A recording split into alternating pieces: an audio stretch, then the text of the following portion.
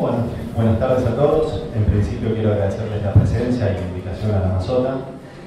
Y para comenzar quería comentar una anécdota que me llegó, la conocí por intermedio de un amigo, de Julio García, que es de Donald Winnicott. Bueno, comenta Margaret Little, que estaban en una reunión de la Sociedad Psicoanalítica Británica durante la Segunda Guerra Mundial, que estaban trabajando un texto de Freud, de guerra y de muerte, y que en un determinado momento empieza a sonar una sirena de un ataque aéreo. Y la reunión siguió, hasta que Winnicott se levanta, toma la palabra y dice: me gustaría decir que nos están bombardeando. Nadie le dio pelota y la reunión siguió. Pero bueno, si nosotros tenemos en cuenta los acontecimientos que vienen ocurriendo respecto de la educación pública y las últimas medidas económicas, o supuestamente económicas, yo voy a tomar esta expresión para decir nos están bombardeando. Ahora bien, y viendo la gente que hay acá, las movilizaciones, las intervenciones que estuvo habiendo, a diferencia de aquel momento, podemos decir que está habiendo un registro de lo que viene pasando. Y digo esto porque yo inscribo estas jornadas en el marco de la defensa de la educación pública y como una forma también de repudiar este bombardeo. Así que bueno, bienvenidos, ¿no?, en este sentido a las jornadas, y reitero el agradecimiento por su presencia. Bueno, ahora voy a pasar a otro tipo de bombardeo, ¿no? Al menos haciendo, por supuesto, un uso metafórico de la expresión y un bombardeo mucho más ameno, entiendo yo, al menos para mí. También con la idea de sacarle una sonrisa. Les voy a proponer, para arrancar con este tema, una especie de juego, ¿no? Van a hacer una serie de preguntas y de pedidos. Lo lamento. Lo primero que les quería pedir es que levanten la mano y se analizan. No tengan miedo, ¿no? Estamos preguntando nada raro, ¿no? Bien, la gran mayoría. ¿Quiénes van una vez por semana? ¿Quiénes van 2, 3 o 4 veces? Para que quede registro, nadie levantó la mano. De vez en cuando, claro. Y ahora, ¿por qué esta frecuencia? Yo estuve preguntando, obviamente ustedes no pueden hablar en este momento, pero yo estuve preguntando con anterioridad y me encontré con muchas respuestas. Una puede ser por el tiempo, por el dinero, porque mi analista me lo dijo, pero seguramente me arriesgo, también a suponerlo en ustedes, porque así me lo encontré, porque muchos decían que no sabían por qué, lo cual podría resumir en una idea. No estoy juzgando la validez o no de los motivos, ¿está?, sino simplemente tratando de plantear un interrogante. Ahora sigo con este bombardeo y está un poco más jugada. Levanten la mano los neuróticos.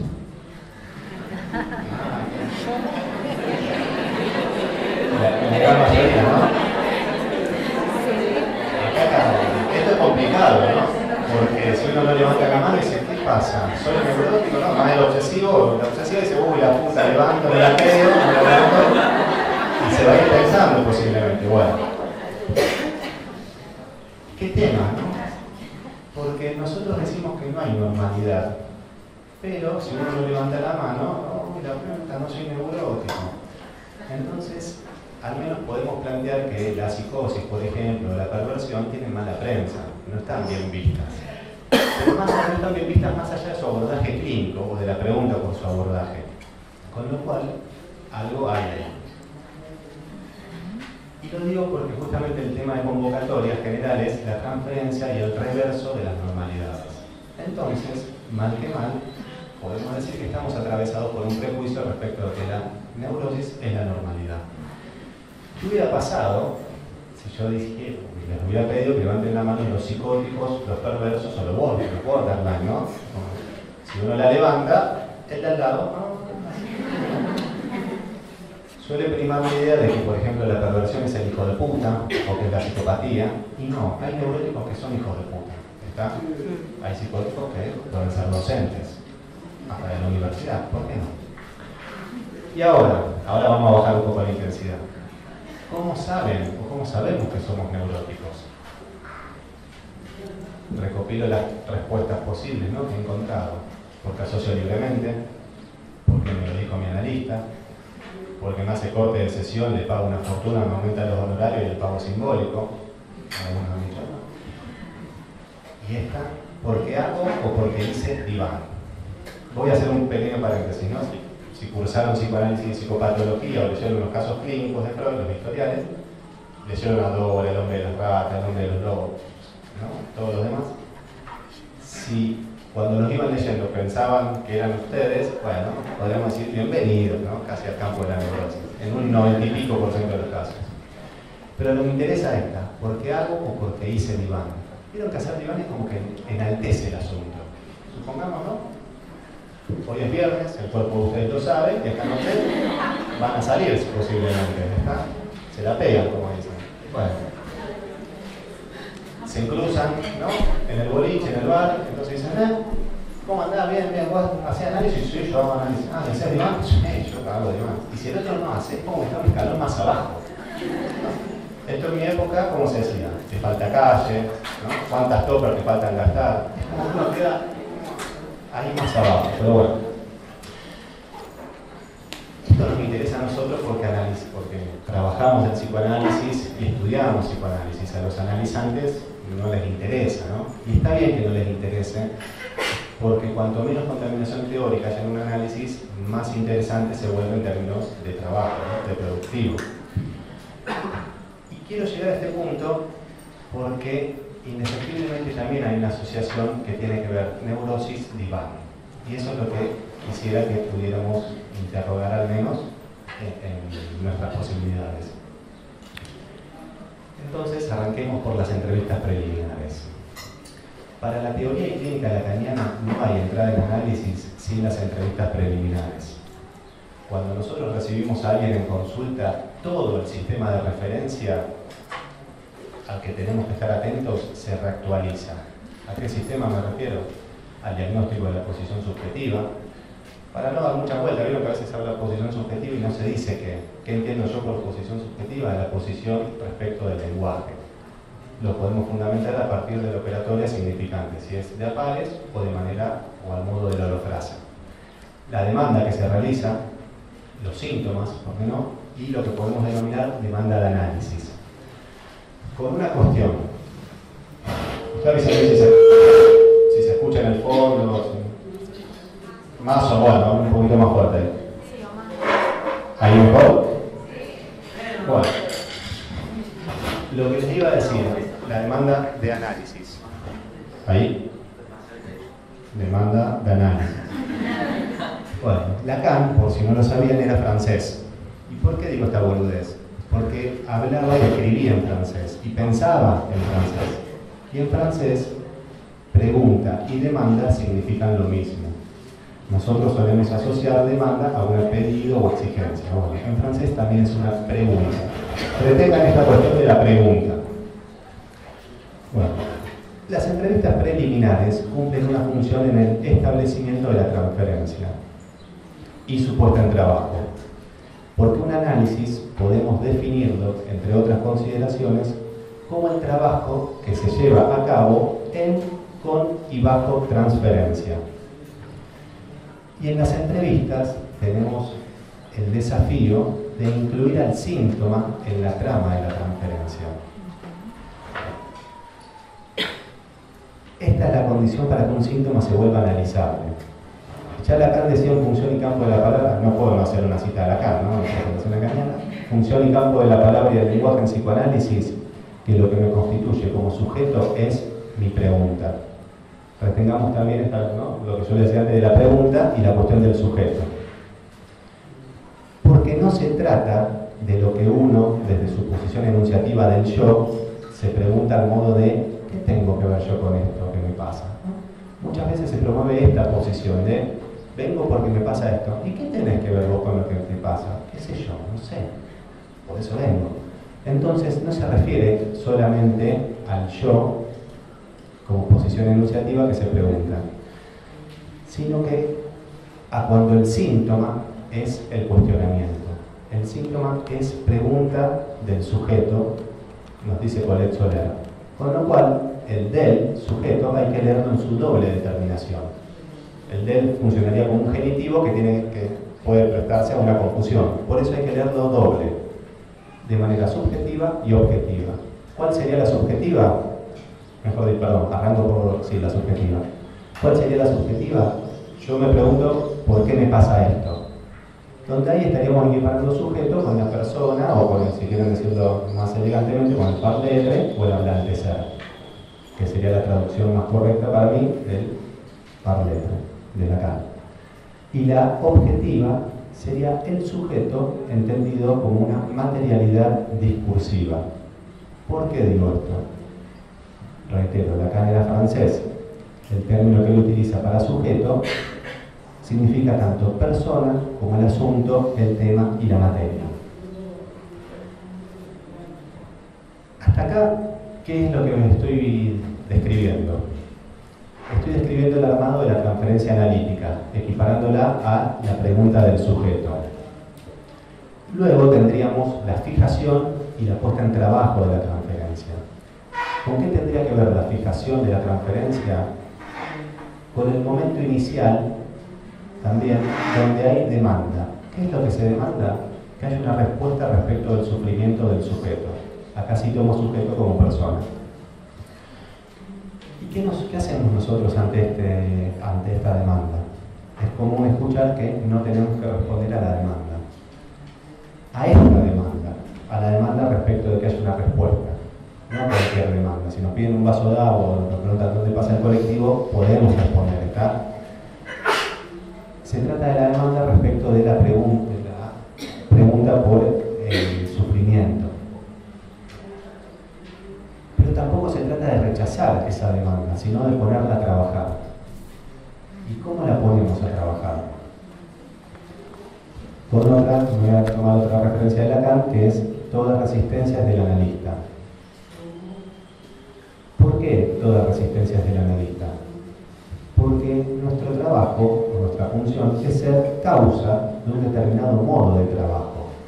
Y si algo de eso no acontece, nosotros tenemos que ver qué estamos haciendo para que eso no acontezca. ¿Está? Entonces, no va a ser al modo de trabajar con la responsabilidad subjetiva cómo vamos a propiciar ese trabajo. Porque si a la chance de establecer la transferencia le devolvemos responsabilidad, lo vamos a estar obturando. Yo sobre esto voy a volver.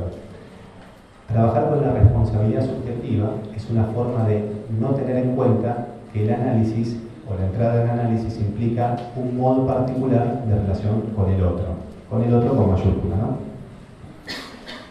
Y esto lo digo porque no tenemos que olvidar que la posición de quien habla siempre va a estar determinada por quien ofrece su escucha y su lectura desde un determinado lugar. Lo cual es contrario al sentido común. El sentido común indica que el que habla asume una posición. En psicoanálisis, la posición de quien habla no la determina quien habla, sino el que escucha y ofrece su lectura.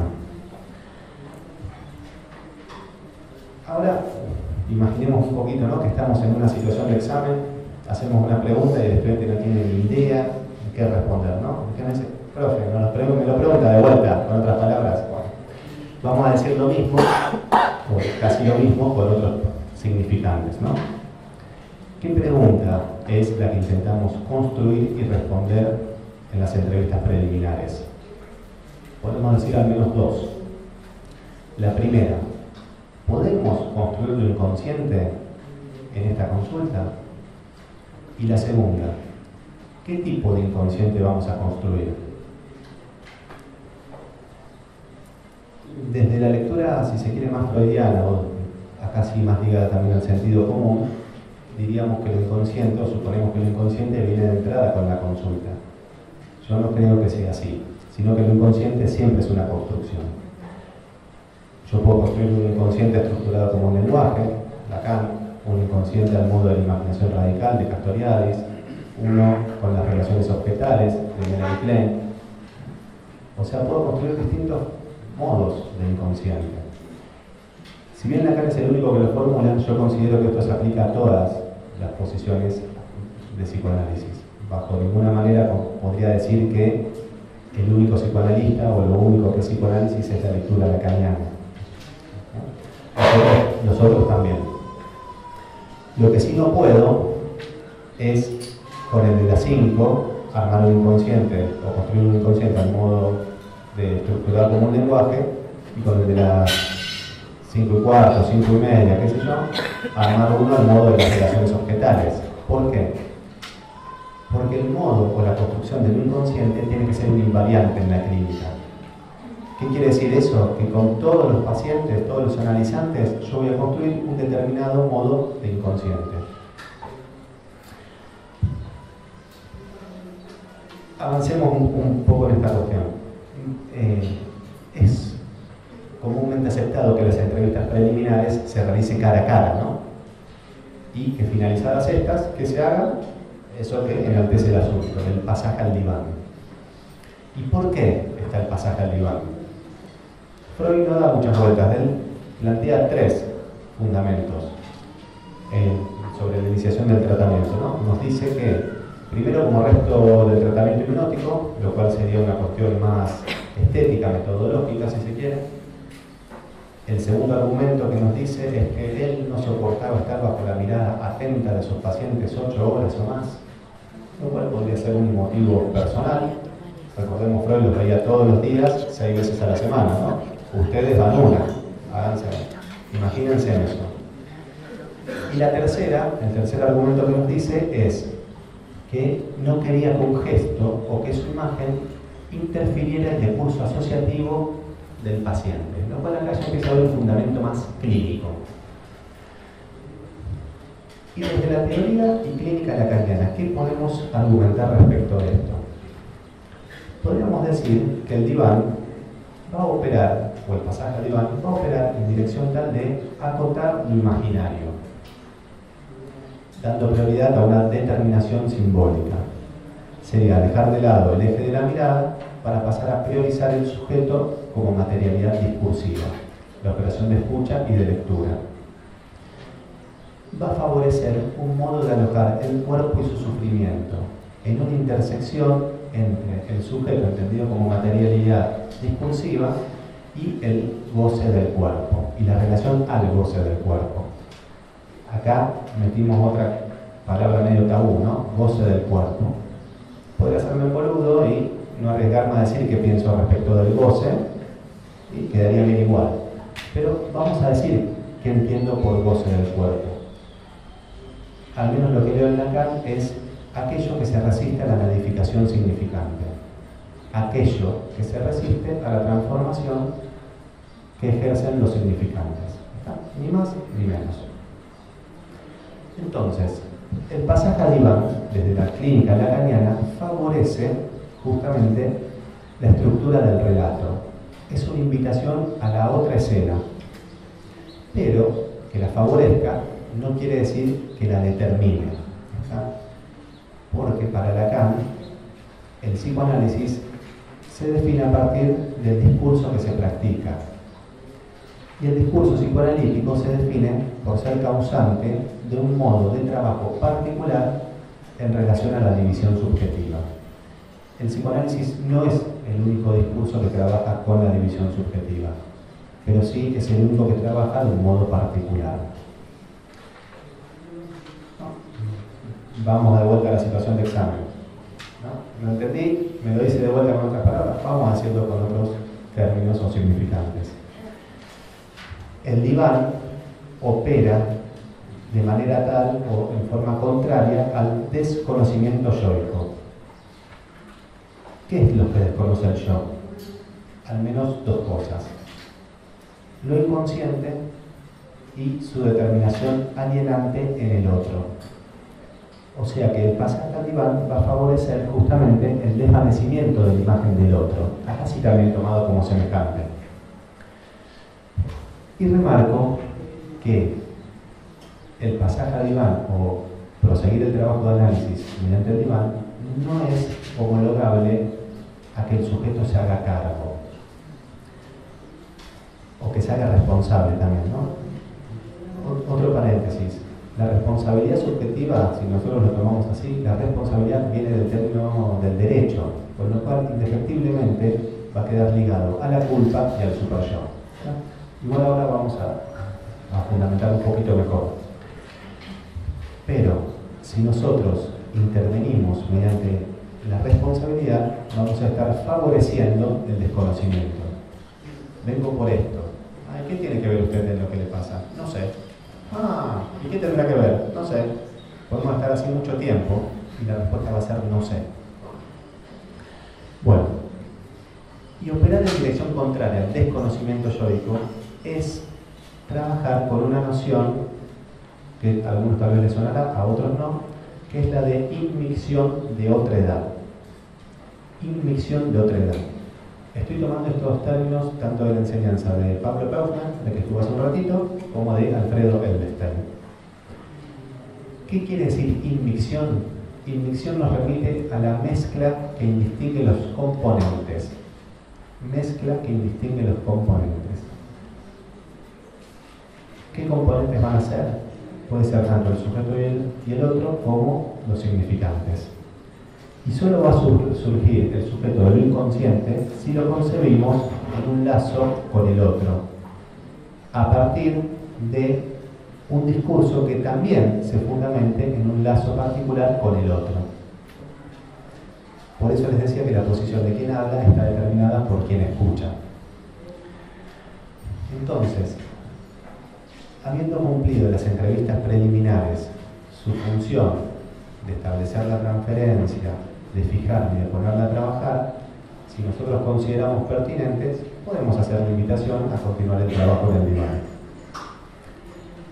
Sería un modo de propiciar la disolución de los yoes enunciativos. Vayamos a un ejemplo, ¿no? Esto pasa y les puede pasar. Viene un paciente, un analizante un día y le dice: vos la vez pasada me dijiste tal cosa. Si nosotros trabajamos con responsabilidad subjetiva, ¿qué le diríamos? Si te lo dije por tal cosa, no te lo dije, fuiste vos quien lo escuchaste, hacete cargo, palabras más, palabras menos, ¿no? Pero estamos introduciendo la noción de responsabilidad mediante una tensión imaginaria. Y esta tensión imaginaria va a ser un obstáculo en el mejor de los casos. ¿Por qué digo en el mejor? Porque en el peor puede conducir a una sumisión al otro. Queremos pensarlo desde Freud y vayamos al capítulo 8 de Psicología de las Masas y Análisis del Yo. Freud ahí nos alerta de 3 lugares que como analistas no debemos ocupar, o mejor dicho, que como analistas no debemos responder desde ahí, porque es posible que en algún momento se nos ubique ni el enamorado, ni el líder, ni el hipnotizador. Si yo le digo, no fui yo, fuiste vos, estoy corriendo el riesgo de elegirme, por ejemplo, como un otro sin barrar. No, yo no me equivoqué. Y tampoco se trata de hacerse de cargo, ¿no? Sí, te lo dije por tal cosa. Por supuesto, cada análisis es artesanal. No quiere decir que si uno le dice sí, te lo dije en algún momento, es que está mirando fuera del carro. Puede pasar. Lo digo a modo generalizando un poco el asunto. Entonces, si vamos ahora a trabajar este mismo ejemplo, muy sonso, ¿no? Pero que grafica. Si ante este mismo planteo, vos la vez pasada me dijiste tal cosa, si yo tengo en cuenta la noción de inmixción de otra edad, ¿qué le podría decir? ¿Por qué crees que te dije eso? ¿Cómo crees que llegamos a eso? Fíjense que con estas leves diferencias estoy eludiendo la tensión imaginaria que podría haberse introducido en el asunto. Y tampoco me estoy haciendo cargo. Simplemente estoy relanzando el asunto a la escena discursiva. ¿Cómo crees que llegamos a esto? ¿Por qué crees que lo dije? Porque en un análisis no importa quién dice cada cosa. No importa si lo dijo el analizante o lo dijo el analista. Lo dicho empieza a ser parte del sujeto que se ha construido, de ese asunto, de ese tema o de esa materia que se ha construido. Hasta un ruido de afuera, en determinado momento, puede ser causante de asociaciones. ¿Por qué no? Entonces, la inmixción de otra edad nos pone ante un nuevo tipo de relación entre lo interior y lo exterior. En la mesa anterior lo escuchaba Pablo que hablaba de la botella de Klein, ¿no? La transferencia respecto del analista y el analizante. Fíjense cómo acá también podemos decir que se sostiene un modo distinto de relación entre lo interior y lo exterior. Porque el sujeto, como materialidad discursiva, tiene una relación distinta a la dentro y a la afuera de la que podría tener, por ejemplo, el individuo. Es muy común escuchar que el sujeto es dividido y el individuo no, pero eso es mentira. ¿Por qué? Porque el individuo tiene una división. El individuo es indivisible hacia adentro, pero está dividido tajantemente hacia afuera, hacia lo otro. Mientras que el sujeto, desde la teoría y clínica lacaniana, es dividido hacia adentro, podríamos decir. Porque el analista forma parte de la definición del sujeto dividido, de lo inconsciente. Para Lacan, sujeto dividido e inconsciente son equiparables y homologables. Entonces, el individuo es indivisible hacia adentro, no hacia afuera. El sujeto, como materialidad discursiva, tiene una división continua entre sus partes. Es como una banda de Moebius. Si la conocen, ¿no? Ustedes la empiezan a recorrer y van a pasar de un lado al otro sin ningún corte. Bueno, es una división continua entre las partes, con lo cual no tiene dos bordes, tiene uno solo. Y yo les comento esto ¿por qué? Porque antes les hacía alusión a que el diván queda muy asociado a la neurosis. Y esto es así porque justamente en la neurosis podemos favorecer esta vía, mientras que en el trabajo con la psicosis esta vía está más dificultada. ¿Por qué? Para ir finalizando ya. Porque en la psicosis lo imaginario muchas veces funciona en modo de una suplencia de lo simbólico. Entonces, si nosotros operamos en esta dirección y podemos estar corriendo un riesgo importante. Pero remarco que el diván no es un elemento o un factor que determine a un psicoanálisis como tal, porque no responde a la lógica de un discurso. El discurso se define por la posición que se asume y por ser causa de un determinado modo de trabajo. Así que, si quieren trabajar con diván, se puede hacer, pero tampoco es imprescindible este trabajo. Y por último, casi para finalizar, viendo que algunos en su gran mayoría son estudiantes, voy a hacer una pequeña recomendación, ¿no? Tal vez. Si queremos entender cabalmente la función de las entrevistas preliminares, yo les diría que tengan un trabajo antes de recibirse, o que lo sostengan cuando se reciban, ¿no? Está muy, al menos lo que me llega a mí, ¿no? Muy vigente la idea de que me recibo, dejo de que estoy trabajando y me pongo a trabajar de psicólogo, psicoanalista. Pero ¿qué pasa? Cuando uno hace eso, se ve la obligación de tener que empezar a tener pacientes. Y tener pacientes no es construir un analizante, ¿está? Justamente en las entrevistas preliminares tenemos que dar tiempo. Puede ser 1, 2, 3, 4, 5 encuentros, o puede ser años, ¿no? Sí, simplemente eso. Muchas gracias.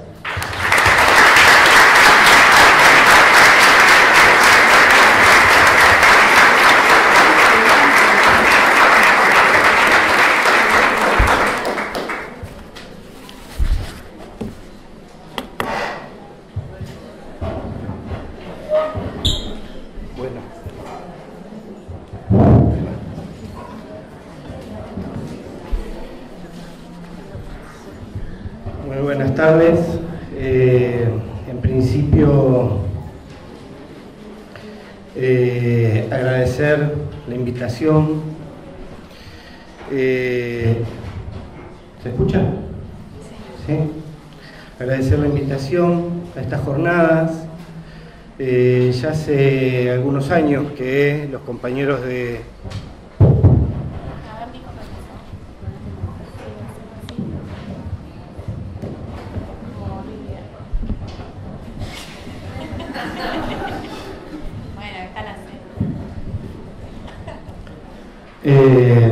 Los compañeros de la Mazota me invitan a este espacio de producción interesantísimo, de elaboración, de producción, pensar juntos en varias intersecciones, en particular la intersección de lo clínico, lo público, lo actual.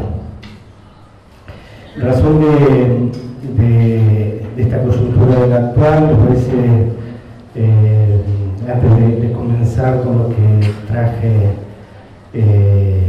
hoy, me parecía muy oportuno la transferencia y el reverso de las normalidades, porque de cierto modo permiten un ingreso a una cantidad de versos y chamullos que han ido permitiendo que el psicoanálisis fuera perdiendo la eficacia que tanta falta nos hace en este momento. Una cantidad de versos, una cantidad de reversos que bien valdría la pena poner de manifiesto. Bien, el campo de la invitación es muy vasto, ¿sí? Es muy vasto en relación a que las entrevistas preliminares y el pasaje al diván suponen, al menos para mí, un trabajo de una profundidad, diría, inabarcable, ¿sí? Yo he decidido tomar dos recortes de esas dos escenas, de esos dos momentos, de lo que es el trabajo de un psicoanalista, ¿sí? Me van a disculpar que voy a hacer un poco lo pongo como Luis Miguel, un poco autorreferencial en relación a lo conmovido que me encuentro, al igual que muchos de todos los que estamos acá, respecto de lo que está ocurriendo, ¿sí? Los atropellos a la salud, a la educación, a los derechos, hacen que uno no pueda, si justamente quiere pensar los reversos y si quiere pensar las transferencias, no puede sustraerse de lo que está ocurriendo, ¿sí? En ese sentido, esta invitación, una de las primeras cosas que me evocó fue a mi ingreso en la universidad, a mi ingreso en esta casa de estudios, ¿sí? Hace algunos años ya, y si lo ponemos en clave de crisis de Argentina, fue a continuación, un año después de la hiperinflación del 89. Muchos de ustedes ni siquiera habían nacido, ¿sí? A continuación de la hiperinflación del año 89, o sea, ingresando a los años 90, yo ingreso a la universidad. Y en esos comienzos, uno de los primeros contactos, o el primer contacto con el psicoanálisis, pude hacerlo con uno de los autores que a mí más me ha formado en cierto sentido, que es Gastón Bachelard, ¿sí? Esta vocación que les cuento del ingreso en la facultad en particular, respecto de Gastón Bachelard, tiene que ver con textos que no son quizás los más psicoanalíticos de él, sino que es la formación de un nuevo espíritu científico. Quizás algunos lo han leído en algún momento, ha ido perdiendo lugar con Bachelard en la currícula de esta facultad, y probablemente a mí me parece una pena. La formación... Lo hemos leído. Sí, no sé cuánto, pero y me parece una pena. La Bachelard tiene textos emblemáticos, psicoanálisis del fuego, la poética del espacio,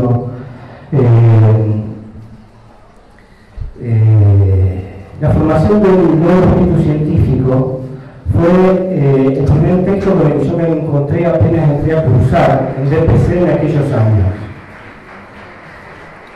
Y lo recuerdo en el ingreso de la facultad, porque yo no sabía en ese momento, no tenía demasiado capital de lectura, ni de filosofía, ni de epistemología, ni en psicoanálisis, mucho menos, que en realidad una de las cuestiones que podía ofrecer Bachelard, sirviéndose del psicoanálisis, tenía que ver con la necesidad imperiosa de revisar los métodos y las técnicas, ¿sí? Dentro de una cultura en donde las luces de la modernidad habían ofrecido las garantías de un porvenir para todos y de la posibilidad de construir el buen modo de empleo de ciertos métodos, con eso alcanzaba y sobraba para, en el caso de quien los llevara adelante del modo correcto, pudiera acceder a cuestiones que estuvieran en el orden de el buen vivir y hasta de la felicidad. Bien, Bachelard, si hay algo que necesita sostener allí, es una posición crítica. No se rinde respecto de la necesidad de conocer, ¿no?, sino de conocer bajo otras condiciones. Ese conocer bajo otras condiciones en Bachelard aparece presentando una advertencia, ¿sí?, que es la que a mí me permite enlazar con la propuesta de trabajo respecto de las entrevistas preliminares. En las entrevistas preliminares, si hay algo que construye el contexto, es la necesidad de saber, ¿sí?, no solo de quién llega en una demanda, sino quién recibe y aloja, a ver de qué se trata lo que se viene a pedir. Por lo tanto, allí hay al menos dos que de alguna manera parecen tener, y no podría ser de otra manera, una expectativa.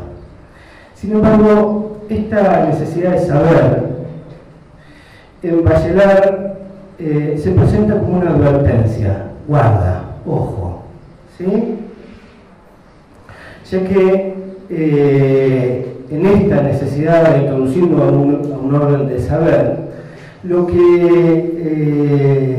encuentra Bachelard, y por el cual se sirve de gran manera del psicoanálisis, es que es necesario no caer en la trampa ni de la experiencia básica, ni de la opinión ya formada, ni de los preconceptos, ni de aquello que está en relación a lo que se supone. Va a decir, y aquí es donde me parece importante balizar, proponer una marca fuerte, va a decir Bachelard: la opinión no piensa, la opinión piensa mal, traduce necesidades en conocimientos. Este afán por saber, de alguna manera, si hay algo que nos describe, está en relación a algo que para el psicoanálisis guarda una dimensión de gran importancia, que es la dimensión de la angustia, ¿sí?, porque es con esta angustia, y no es sin la angustia del analista, que podría ser posible trabajar. Uno no puede trabajar sin uno, por lo tanto tiene que trabajar con uno, y tiene que trabajar con uno en relación no solamente a todo un instrumental, a toda una cultura de formación que fuera el análisis personal, el análisis de control, etcétera, sino además uno tiene que poder trabajar con su propia angustia. Y esto nada tiene que ver con padecerla, sino muy por el contrario, ponerla al servicio de uno como trabajador de la salud. Esta es una de las primeras cuestiones que me parece imprescindible por tomar, ¿sí?, que trabajar con uno, que poder escuchar, es no despegarse de uno, porque se trata de uno, pero primero se trata del paciente, ¿sí?, pero no sin caer en la cuenta de que uno no puede no escuchar lo que le reverbera de modo propio y personal. Claro, esto de alguna manera construye una condición también importante a tener en cuenta, que es la abstinencia, ¿sí? No se trata de uno allí. Sin embargo, uno no puede trabajar sin eso que sabe de uno mismo. Decía que es muy vasto el universo para pensar qué es lo que pasa en las entrevistas preliminares. Yo he decidido, para no perderme, tomar uno de los que en estos momentos más me interesa, ¿sí? Que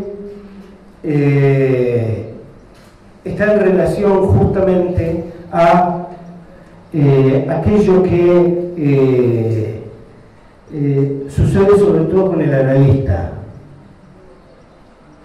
Tal cual señalaba Paula hace un momento, en los consejos, Freud equipara, ¿sí?, la experiencia de análisis, o más que la experiencia de análisis, la experiencia de un trabajador a la experiencia del ajedrez, ¿sí? Del ajedrez, si lo tomáramos en el contrapunto que nos propone Freud, se puede describir modos, procedimientos, métodos y técnicas en el comienzo y en el final. Lo que sucede en el transcurrir de uno y otro de esos momentos es algo que guarda una condición imprescindible, entiendo, que es la de un porvenir del que no se sabe, ¿sí?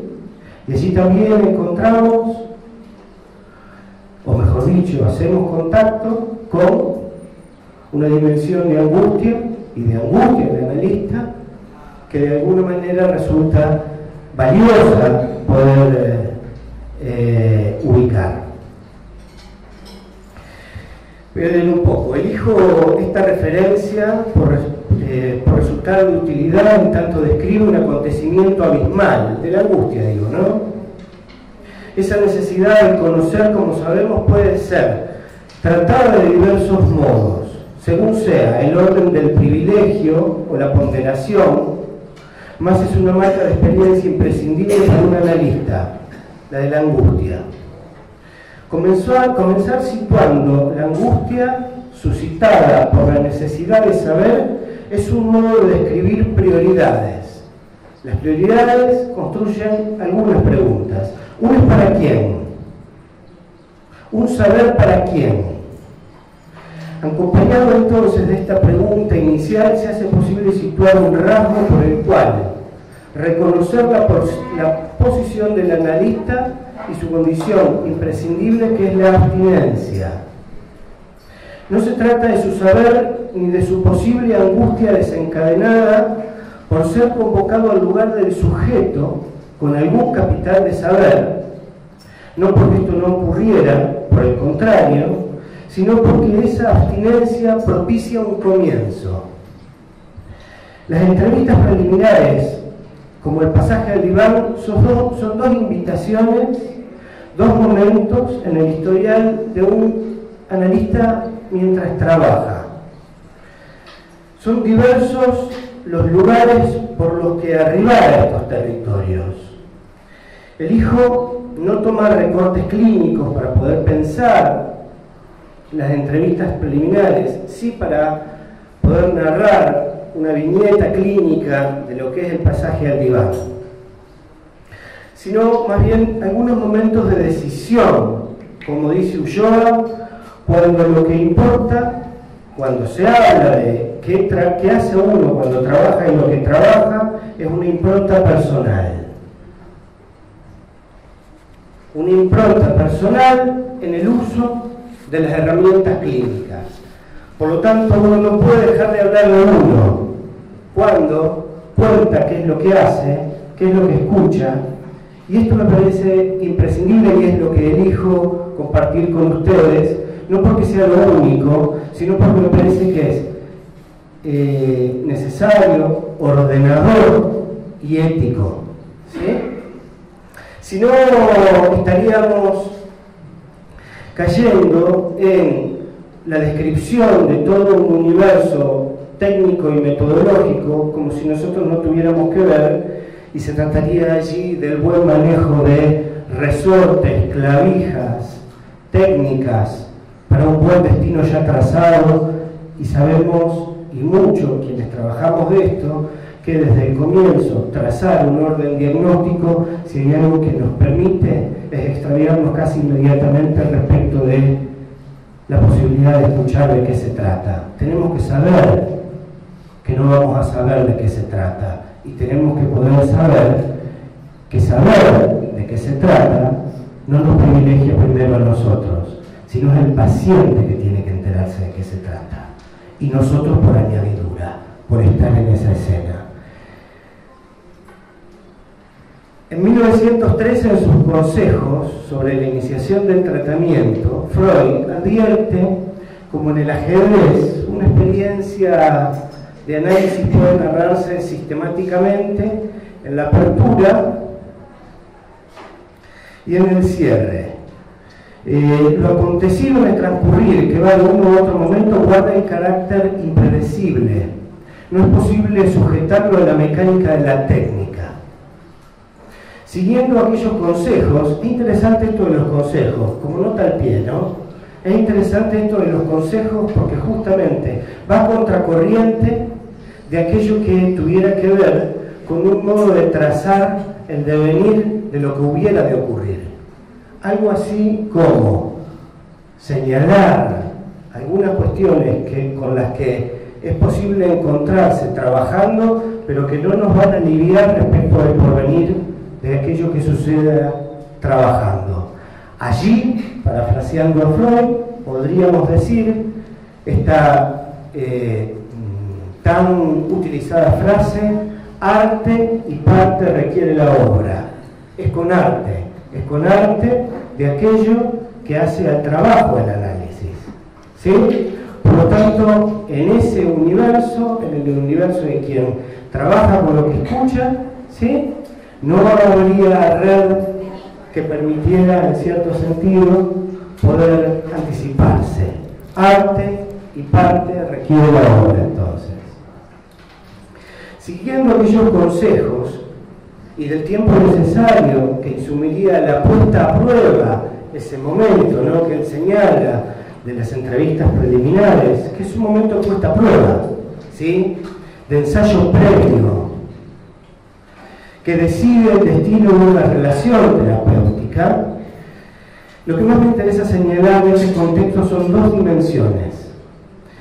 La de lo que podríamos llamar las condiciones de la demanda, ¿sí?, y la posible apuesta del analista.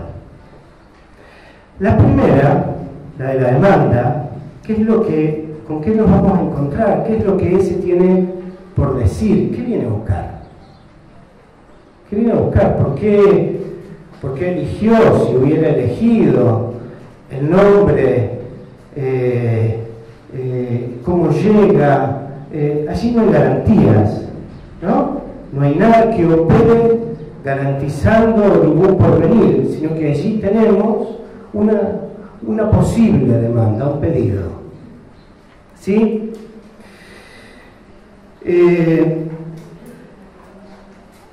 La primera refiere al territorio en donde poder tomar contacto con una narración. Nos vamos a encontrar con un texto ahí. Una narración valiosa que daría proximidad a tomar contacto con algo imprescindible.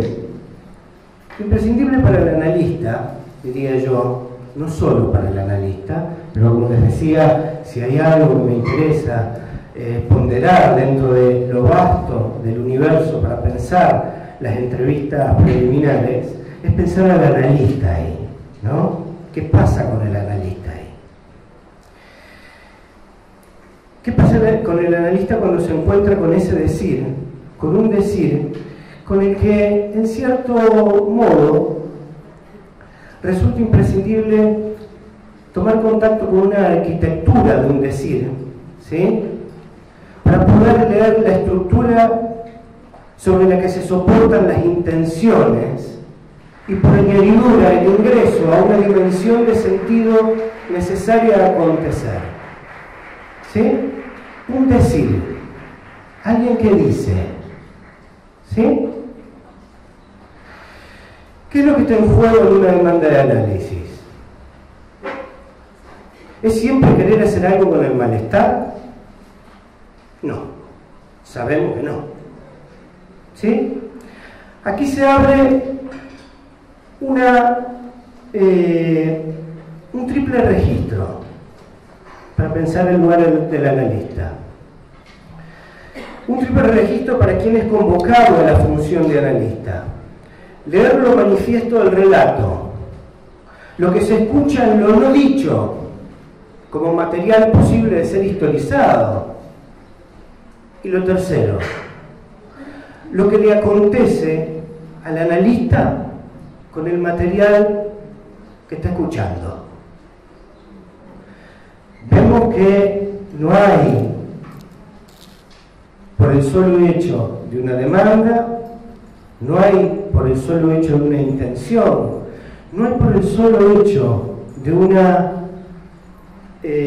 condición interesante, importante en el material discursivo del paciente, de por sí la posibilidad de cerrar un acuerdo que permita un encuentro, aquello que de alguna manera está en el orden del motor de la transferencia. Muchas veces el analista puede escuchar una cantidad de cosas hasta que se encuentra con que hay cosas con las que no va a poder trabajar. Ese punto ciego que Freud lo trabaja de modo importante, es un punto ciego de responsabilidad que bien valdría la pena no perder, porque es un punto ciego de cuidado, primero del paciente y después del analista. Es lo inanalizado del analista, es aquello con lo que el analista no va a poder trabajar. Por lo tanto, esa omnipotencia que tuviera que ver con la creencia de poder trabajar con todo, bien valdría la pena. Ahora que estamos pensando de qué se trata la experiencia de las entrevistas preliminares, poder problematizar cargando suficientemente las tintas con que un analista no puede trabajar con todo. Y tampoco puede trabajar con todo lo que puede escuchar. Y tampoco puede trabajar con aquello que supondría que podría trabajar. Por lo tanto, este tiempo que puede, como decía el compañero, llevar 4 o 5 entrevistas, un mes o años, ¿sí? Allí no está estipulado,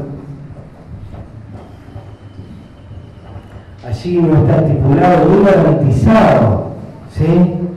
Aquello que tuviera que ver con el advenimiento de un punto de encuentro, ¿sí? De un acontecimiento verdaderamente, que era allí donde alguna chance de que hubiera un analista, alguna chance de que hubiera un paciente, pero por sobre todo alguna chance de que hubiera un psicoanálisis.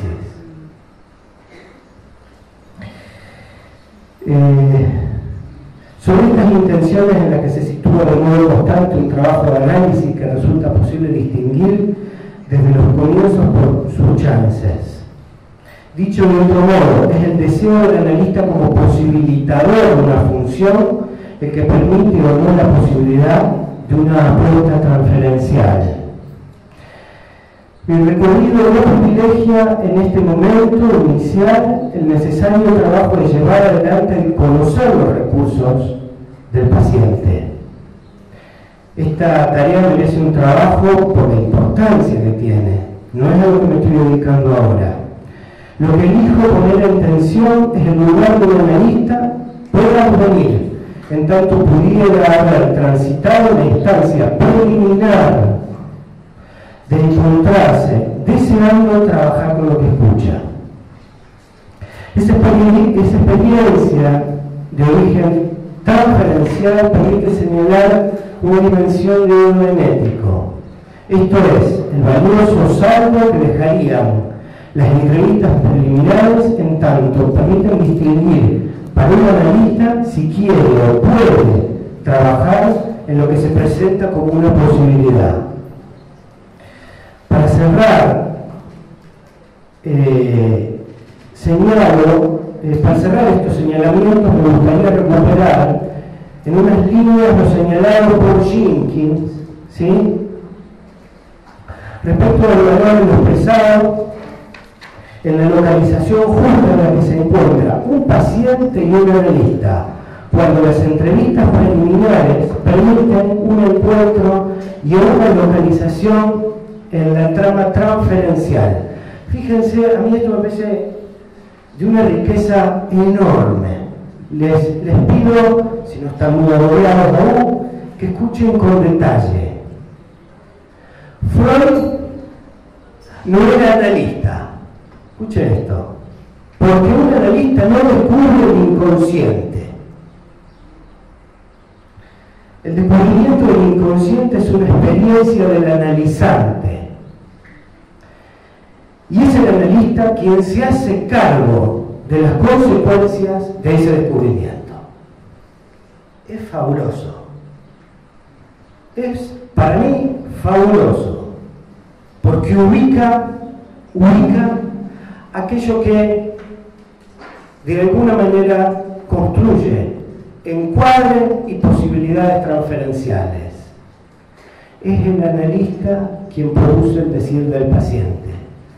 Y es el analista como motor de ese origen transferencial que lo causa en su deseo del analista, quien de alguna manera posibilita un decir con consecuencias, ¿sí?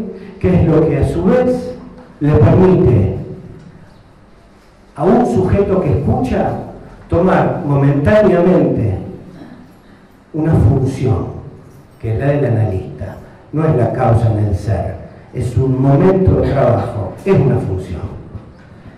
Esta es una de las primeras cuestiones que me parece importante señalar.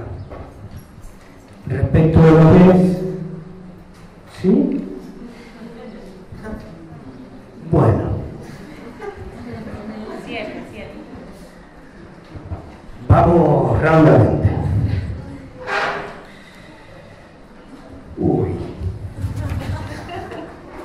Bueno. Vamos rápidamente entonces. Respecto al pasaje al diván. Yo elegí un recorte clínico y que no tiene que ver con aquello que hace a lo que vaya si merece, y creo que el compañero comienza de un modo muy nutrido, y las compañeras van a seguir abundando en esto, cuál es la significación de un momento para poder ofrecer, ¿sí? O para poder indicar, lo cual no es lo mismo. Hago una nota al pie. Quienes trabajamos en contextos como los que provee la salud pública y estamos formados en el psicoanálisis, sabemos que el diván no es una herramienta con la que podemos contar muchas veces, por lo tanto, podríamos decir que el psicoanálisis no impone solo un modo de encuadre.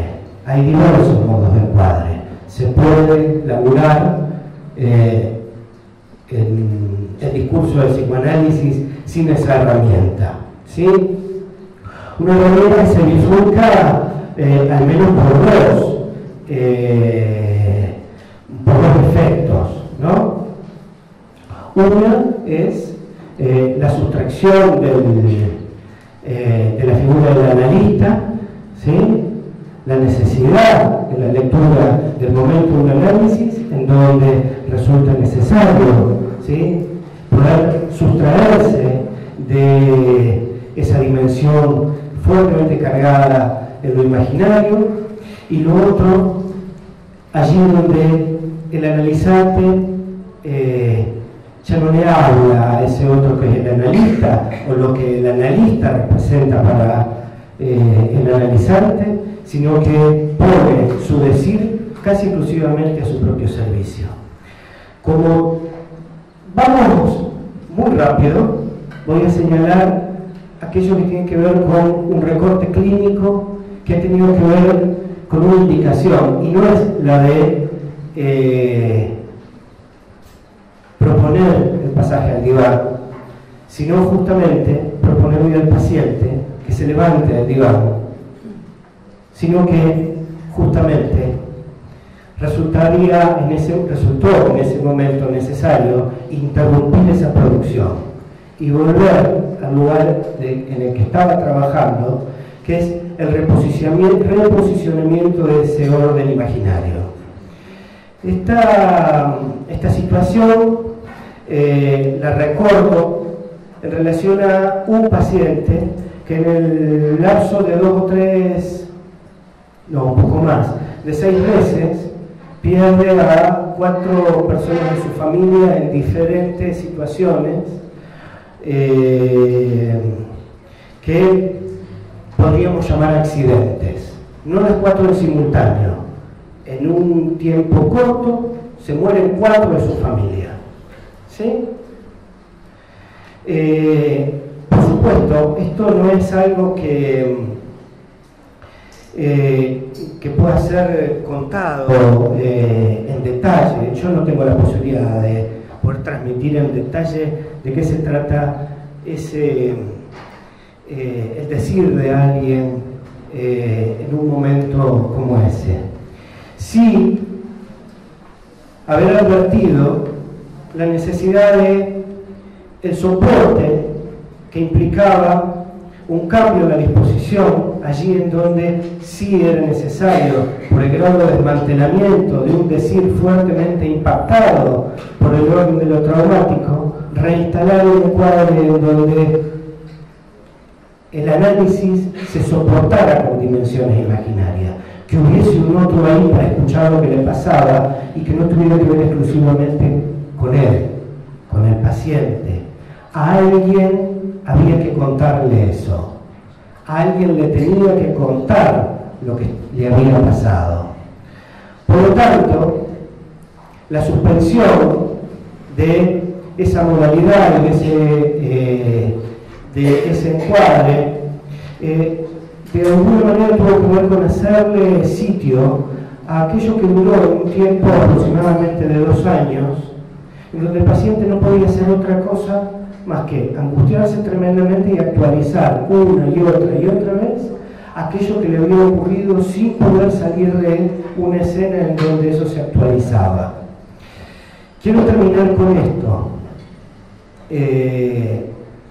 Mi pregunta en esos momentos era encontrar algo que no se puede calibrar y que tiene que ver con cuándo ofrecer un pasaje a otra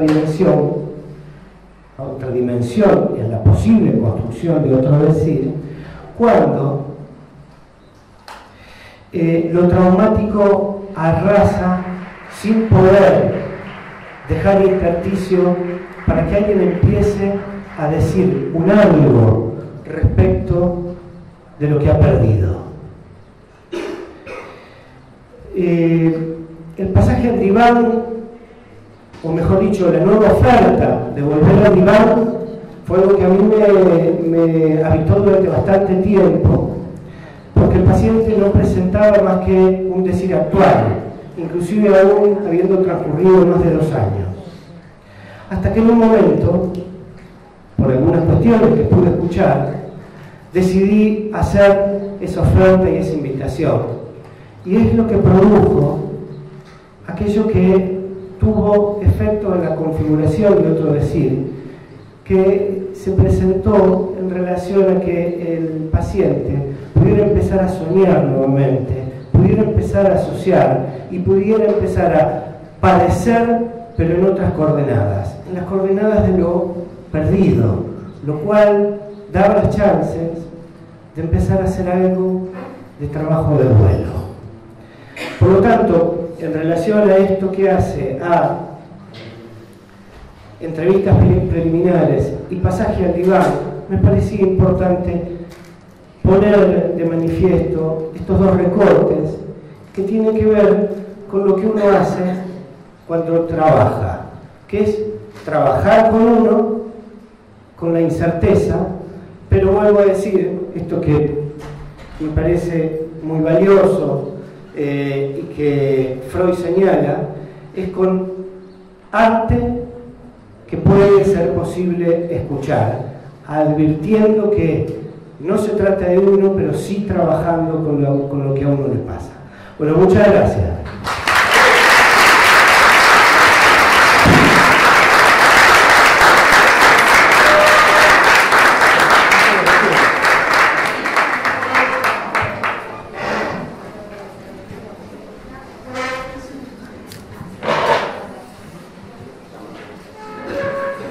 Bueno, buenas tardes a todas y a todos.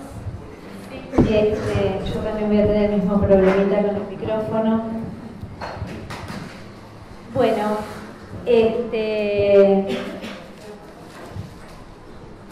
quiero antes que nada agradecer la invitación a los compañeros de la Mazota y además felicitarlos por persistir en un sesgo que ha caracterizado este espacio, que tiene que ver con el lugar que se le da al psicoanálisis dentro del campo de la salud mental. Y hoy retomar como eje de estas jornadas un elemento que podemos decir es ordenador de nuestra clínica, que es el tema de la transferencia. Bueno, antes de comenzar a leerles lo que preparé para traer acá, el escucharlo a Nicolás y escucharlo a Jorge me trajo un recuerdo que decido compartir en estos momentos porque tiene que ver con los inicios de la práctica y algo que, bueno, que creo que particularmente lo trabajó más Jorge y que tiene que ver con esta experiencia, ¿no? Cuando recién nos recibimos, cuando empezamos a escuchar a los primeros pacientes que ven análisis. Lo cuento porque, bueno, para mí fue algo que lo tuve que trabajar desde este lugar del analista, de lo que a uno le pasa, o como Freud, ¿no? También tuvo que hacer esa experiencia que ustedes conocen desde los textos, estudios sobre la histeria, ¿no? Cuando una paciente le dijo, déjenme hablar, o cuando otro paciente bueno, le sugirió algo que tenía que ver con esa sugestión que le estaba produciendo. Esto tiene que ver con algo que todos hemos transitado por el texto de Dora y hemos transitado por intervenciones sobre la transferencia y esta cuestión de cuando llega un paciente con su queja y el analista está esperando el momento para poder decirle, ¿y usted qué tiene que ver con lo que le pasa? Haber revisado ese decir en mi práctica para mí fue muy importante. Por esto que dice Jorge, ¿no? Como uno toma una posición superyoica, como a partir de eso que uno sale del consultorio, que no puede pasar por la puerta, ¿no? Lo grande que está, y de repente se encuentra que el paciente no viene más. ¿Y cómo? Porque se escucha desde ese lugar culpabilizante. Entonces, pensemos que Freud tuvo que hacer que nosotros también reinventamos el análisis cada vez. Que un análisis se reinventa cada vez, que pasar por esos momentos de enseñanza, de hacer la experiencia. Hacer la experiencia tiene que ver con esto, ¿no? Con poder tomar, ¿no? Poder revisar esas posiciones, lógicamente, desde el lugar del principiante, desde el lugar del furor, ¿no? De analizar, de decir la frase célebre. Me parece que, bueno, que es algo que yo de alguna manera quería brindarles porque fue el recuerdo que me trajo. Bien.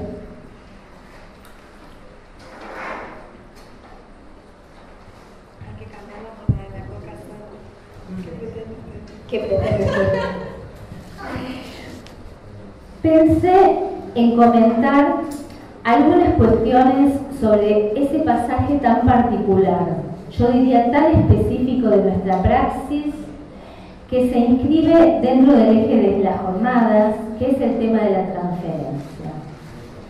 Para avanzar rápidamente, diríamos que ese pasaje al diván no es sin esa condición fundante de nuestra práctica, que es esa extraña relación fuera del lazo convencional, esa relación que en principio es entre quien consulta y un analista que lo aloja, para pasar a una relación analítica entre un analista y un analizante instalada en el lazo transferencial. Sabemos que el diván funciona como símbolo de la terapia psicoanalítica para identificar los chistes que aparecen en la polis. Es el diván el elemento central que lo caracteriza. Ahora bien, ¿es hoy el uso del diván lo que distingue a un análisis? Cuando Freud inventa el dispositivo del análisis, toma este mueble, que era un elemento decorativo de la época, pero también lo extrae del método hipnótico. Es un resabio de esa práctica, pero lo instala a partir de que este elemento puede favorecer el dispositivo del análisis. Nos dice que no es solo por comodidad, ya que no soportaba estar tantas horas escuchando el decir de sus pacientes, fundamentalmente histéricas, con el peso de la mirada clavada en él, sino que había una razón del orden del cuidado de la estructura de la transferencia. Privar a los pacientes de toda interpretación que pudieran hacer de sus gestos y darles significación, ya sea de aceptación o de rechazo de sus decires. Poder favorecer la atención flotante del lado del analista y preservar la transferencia aislándola de manera que la vemos aparecer, nos dice, en un momento a modo de resistencia. Del texto citado, que es el texto que mayoritariamente hemos citado todos, ¿no?, que es sobre la iniciación del tratamiento, tomo también una advertencia, la cual nos coloca de lleno en la dimensión del análisis. Dice, hoy no vienen presentarlas como unos consejos, y no pretenderlas incondicionalmente obligatorias. La extraordinaria diversidad de las constelaciones psíquicas intervinientes, la plasticidad de todos los procesos anímicos y la riqueza de los factores determinantes se oponen, por cierto, a una mecanización de la técnica y hacen posible que un proceder de ordinario legítimo no produzca efecto algunas veces, mientras que otro, algunas veces erróneo, lleve en algún caso a la meta. Me parece que esta advertencia sobre estos consejos apuntan a ubicar desde el comienzo la singularidad del caso por caso y apuntan a que la técnica esté al servicio de la instauración del dispositivo y no a la mecanización de la técnica borrando las huellas singulares. Es decir, no es una propuesta técnica a lo que apunta, podemos decir con Lacan, es a la instalación de una práctica de discurso. Ese momento de pasaje al diván, sabemos que es algo que no podemos calcular, que es distinto para cada experiencia particular y que solo estamos a la espera del acontecimiento. Lo nombro como un acontecimiento porque implica ubicar allí un antes y un después que hace el pasaje a otra posición discursiva, a la otra escena, dirá Freud. Esa espera tiene que ver con la importancia de las entrevistas preliminares, lo que se va construyendo allí. Hablar de pasaje al diván es algo que forma parte del dispositivo del análisis, que no es de una vez ni una primera sesión. Implica situar lo que acontece en dichas entrevistas, lo que precede a ese momento y las condiciones o no de posibilidad de ese pasaje. En el texto mencionado, Freud dice que él se tomó la costumbre de aceptarlos primero solo provisionalmente, ¿no?, por un par de semanas. Este recaudo en Freud tenía como propósito poder hacer el diagnóstico diferencial, ya que a él él no aconsejaba el análisis en aquellos pacientes en los que se presumía un diagnóstico de psicosis.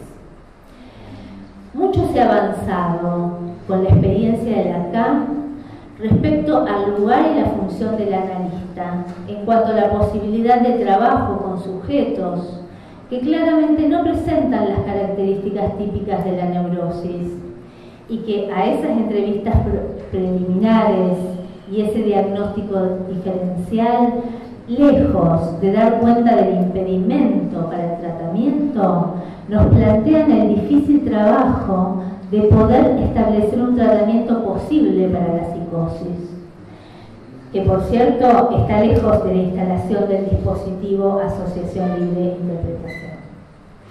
Dentro de estos cambios que se fueron consolidando con la experiencia, sabemos que se ha extendido la labor del analista por fuera del consultorio privado. Un poco esto es lo que vino a decir Nicolás, ¿no? Su presencia en instituciones públicas, en sistemas de salud, plantean otras condiciones muy diferentes que las de antaño, pero también que se ha modificado sustancialmente en la escena analítica clásica. Hoy no se nos ocurriría fijar de antemano la duración de aquellas entrevistas preliminares. Pacientes que pasan mucho tiempo, a veces años, en el dispositivo cara a cara, y otros que tal vez no accedan nunca al diván, donde la ausencia del sostén de la mirada y del reconocimiento imaginario es del orden de la imposibilidad. Esta diversidad de posibilidades en las que nos encontramos en la cotidianidad de nuestra práctica nos lleva a tener que precisar las diferencias entre una psicoterapia y un psicoanálisis, a pesar de que el mismo no esté sostenido en las mismas condiciones del análisis tradicional. ¿Qué lo diferencia? ¿Cuáles son las condiciones de su especificidad? ¿Qué nos permite afirmar que hay discurso analítico y no otra cosa? ¿Qué es lo esencial? Bueno, me parece que lo esencial, lo que no puede faltar de antemano, es la posición del analista y su deseo. El deseo del analista como aquello que opera en la producción de sujeto, es decir, supone el giro en algún momento de las entrevistas preliminares de la demanda que llevó a consulta, por un padecimiento, por sus dificultades, a una demanda de análisis. Entonces pasamos de escuchar a alguien que consulta por su malestar, por su sufrimiento, a escuchar la emergencia del sujeto y a trabajar en relación a su modalidad de goce. El síntoma cambia de estatuto, a partir de que deja de ser el signo de su sufrimiento para darle valor de producción de sujeto respecto del goce, de estrategia o coartada subjetiva que evita el encuentro con un saber del cual no se quiere saber nada. Esto es un poco lo que voy a intentar articular en un material clínico.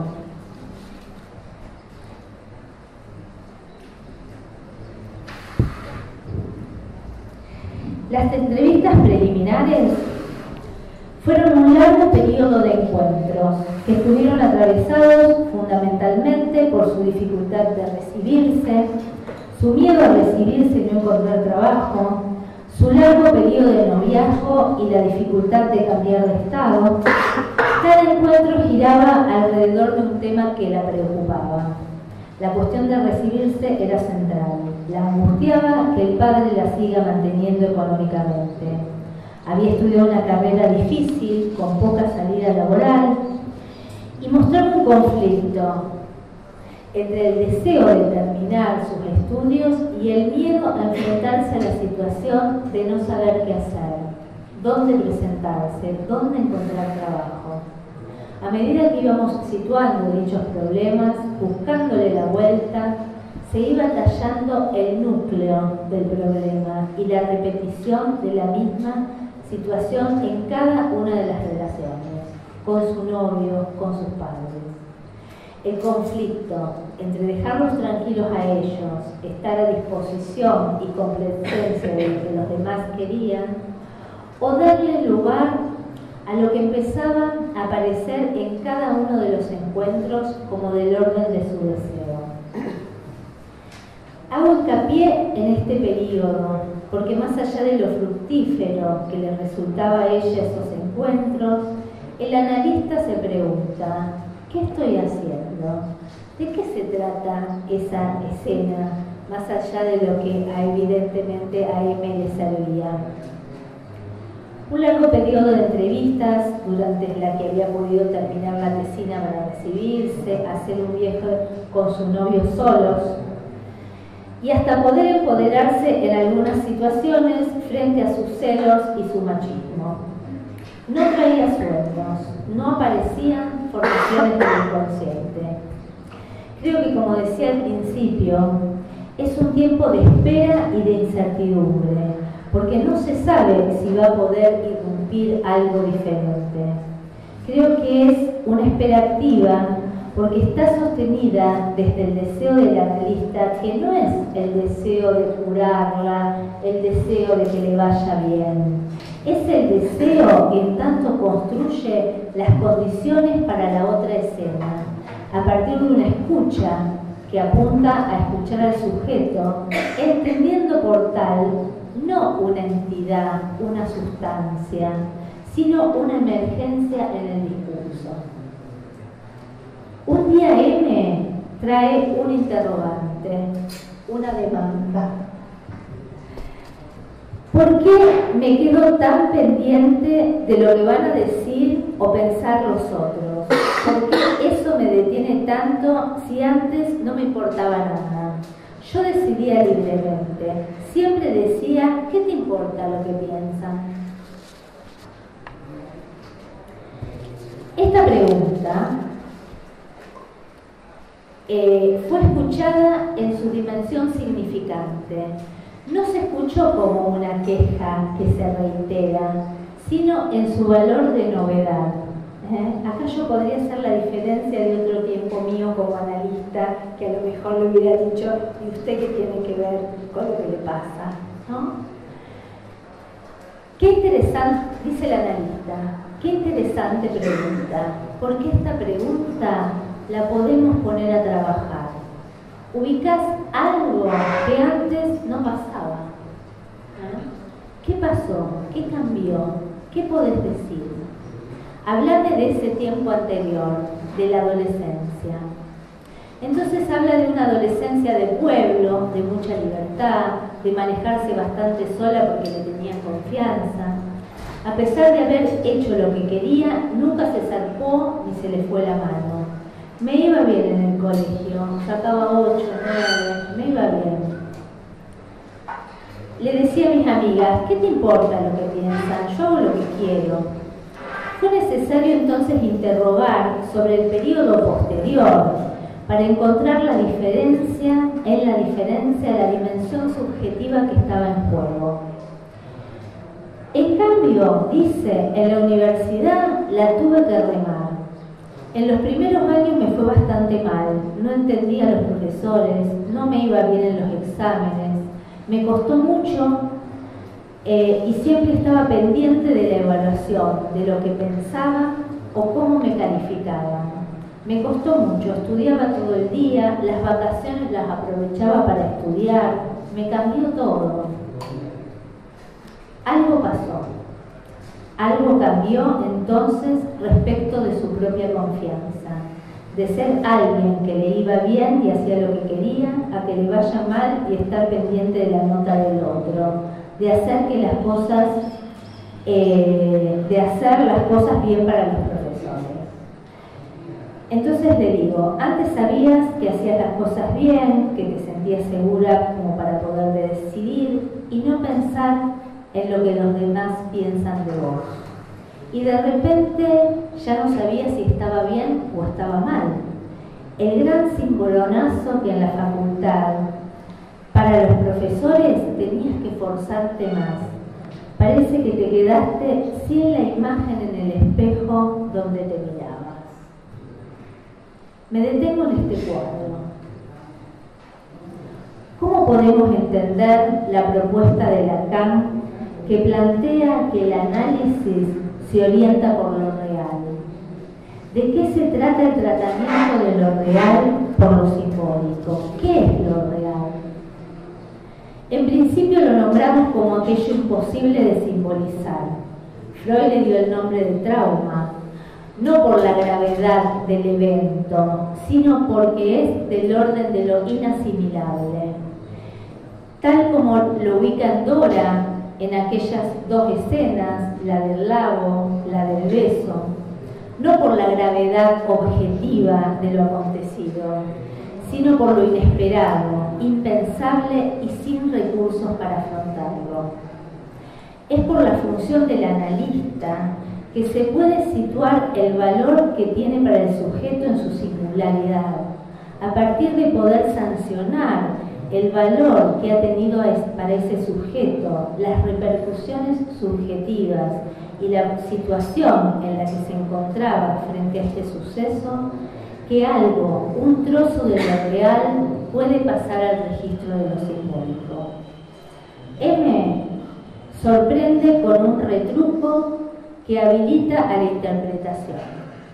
Ella dice: la cuestión es que ahora ya estoy recibida, no hay profesores que me pongan nota, y yo sigo necesitando que me digan si lo que quiero está bien, que me den la aprobación hasta para pintar mi propia casa del color que quiero.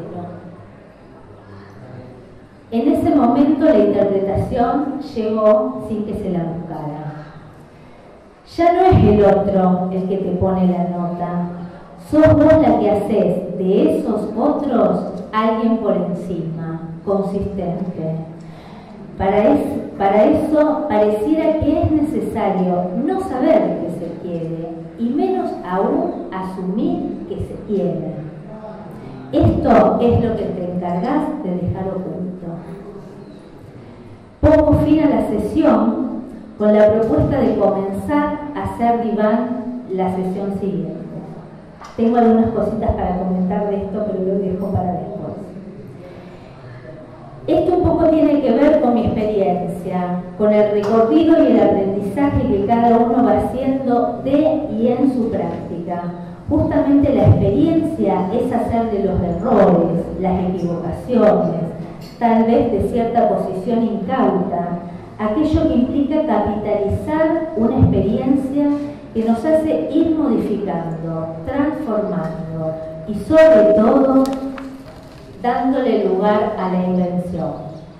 No podemos olvidar que Freud inventó el dispositivo analítico partiendo de una dificultad, su falta de capacidad para hipnotizar a las histéricas. Pero a partir del obstáculo produce el hallazgo, referido a la capacidad de escuchar, que no es solo escuchar a los pacientes, sino el hacer teoría a partir de la escucha. Voy a tomar por último una cita de Héctor Yankelevich en su libro sobre el autismo, hablando de la madre, de esa posición primordial respecto de su deseo, que aparece como una carencia en la clínica justamente del autismo. Él dice: así como Pascal apostó a la existencia del otro, ella también hace una apuesta inconsciente, que el objeto que lleva en su vientre será sujeto. Es precisamente este juicio inconsciente el que le permite hablarle largamente y tomar como respuesta lingüística sus manifestaciones corporales. ¿Cuál es la apuesta que debemos hacer a la hora de recibir a alguien en consulta? Como decimos, es una apuesta. No sabemos de las posibilidades en cuanto al cambio de posicionamiento subjetivo, pero es una apuesta que está sostenida en el deseo del analista, deseo que habilita las condiciones para la emergencia del sujeto. Muchas gracias.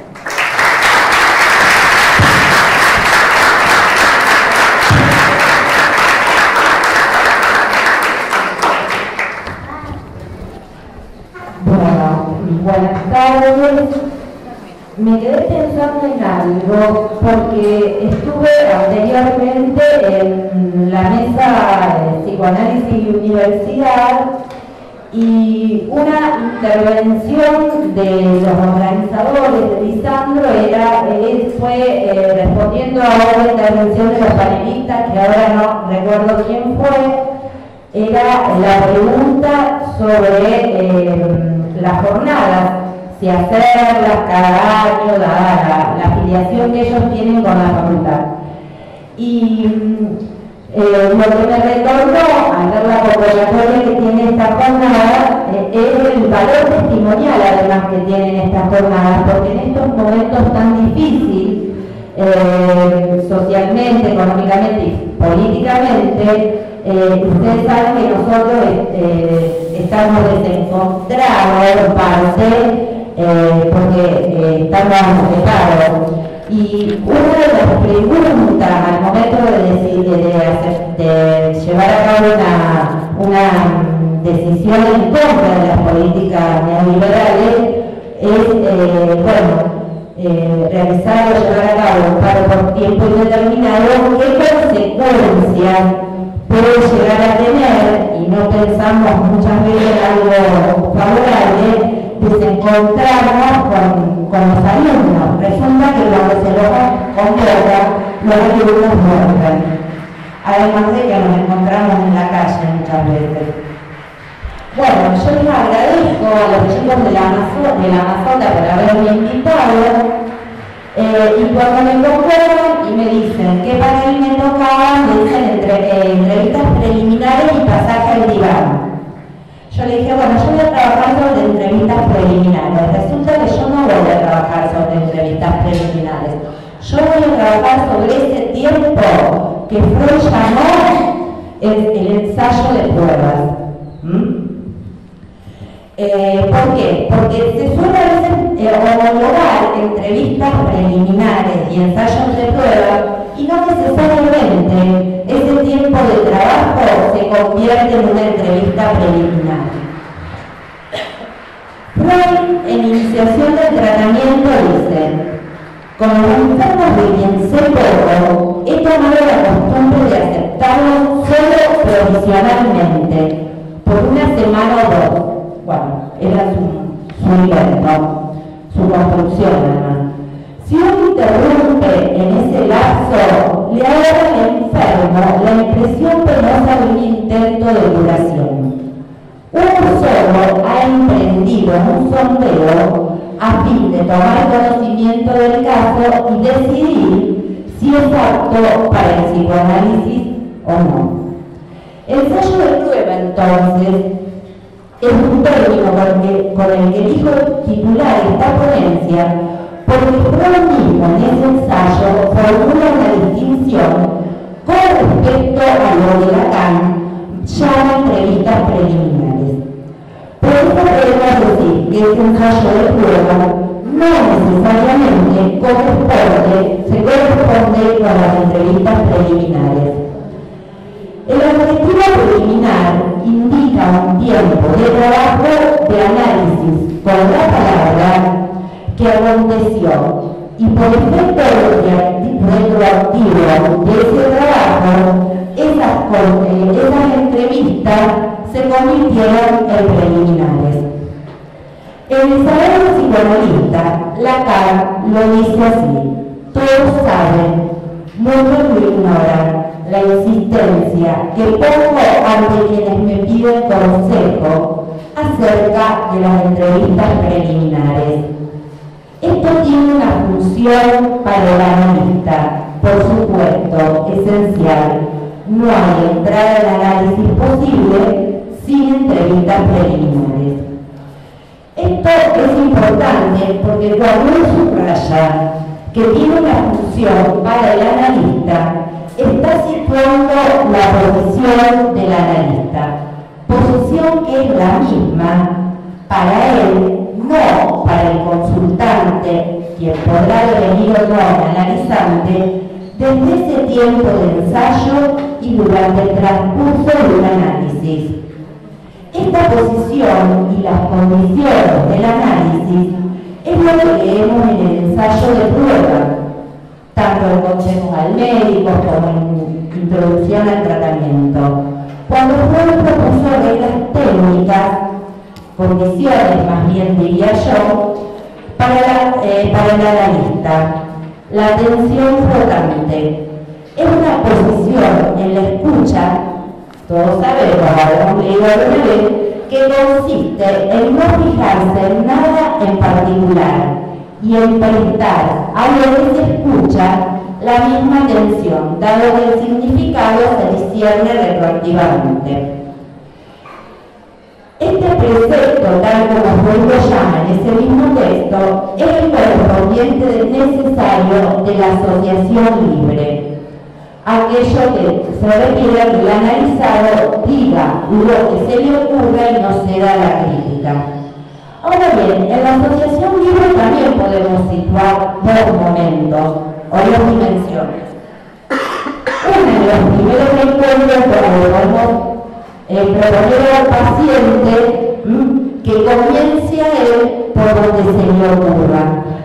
Y otra muy distinta es cuando el analista sanciona un elemento del discurso y le pide que asocie libremente. Porque ahí ya estamos pensando en la posibilidad de trabajar con un sujeto dividido. La atención, y estamos pensando también la posibilidad de la interpretación. La atención flotante o escucha atenta es una condición analítica. Freud, en ese ensayo de puesta a prueba, como lo llamó, dice: como sustituto no valdrían pláticas ni inquisiciones a la hora de la sesión, por más que se la prolongase. Ubicar la posición del analista implica situar una disimetría entre la posición del analista y del consultante, de quien pidió ayuda por su sufrimiento. Este ensayo de prueba se diferencia de cualquier comunicación convencional, dado que no hay reciprocidad, ya que la posición del analista implica la escucha atenta. La aceptación de esa disimetría es una condición del análisis. Pero entonces, del lado del analista, ¿qué sería escuchar? Escuchar tiene que ver con lo que Freud nos planteó con la meta del análisis, hacia la cual convergen estas reglas presentadas. Debe volver al inconsciente emisor del enfermo su propio inconsciente como órgano receptor. Lo inconsciente del médico se habilita para restablecer desde los retornos a él comunicado de lo inconsciente, este inconsciente mismo que ha determinado la influencia del enfermo. El inconsciente es el instrumento del análisis y resalto, este instrumento solo se adquiere en la experiencia del propio análisis. Ahora bien, si Freud sostiene que ese ensayo previo es el comienzo del análisis y debe obedecer a sus reglas, también lo separa. En la iniciación del tratamiento, Freud formula: en primer lugar, quizás se lo pueda separar de este por el hecho de que en aquel uno hace hablar al paciente y no le comunica más esclarecimiento que los indispensables para que prosiga su relato. Entonces, en el ensayo de prueba, el analista interviene con su escucha, con su presencia, ya son intervenciones. En esa posición de oyente con respecto a quien escucha, interviene desde su retorno, cuando pregunta, cuando subraya, con oración. En segundo lugar, en el mismo texto, Freud dice que la iniciación del tratamiento con un periodo de pruebas así fijado en algunas semanas tiene una diagnóstica, punto en el que me quiero detener. Freud tempranamente dio cabida a la duda respecto a que si una neurosis con síntomas histéricos o obsesivos, pero no acusado de exceso y de duración breve, no se correspondería a un estado de demencia precoz, término que él eligió luego para Freud. Lacan, en el seminario de la psicosis, decía que no hay nada más parecido a la psicosis que una neurosis. ¿Cómo pensar el diagnóstico? ¿En qué términos? Si la tensión flotante es la condición de la posesión analítica, ese precepto es el que da marco a pensar el diagnóstico del psicoanálisis, el que se desprende de la escucha en transferencia, escucha despojada de un saber referencial, la teoría, que al mismo tiempo ordena, porque desprender el diagnóstico en términos de diagnóstico de estructura está en relación al sujeto supuesto saber. Subraya Lacan en la proposición del 9 de octubre de 1967.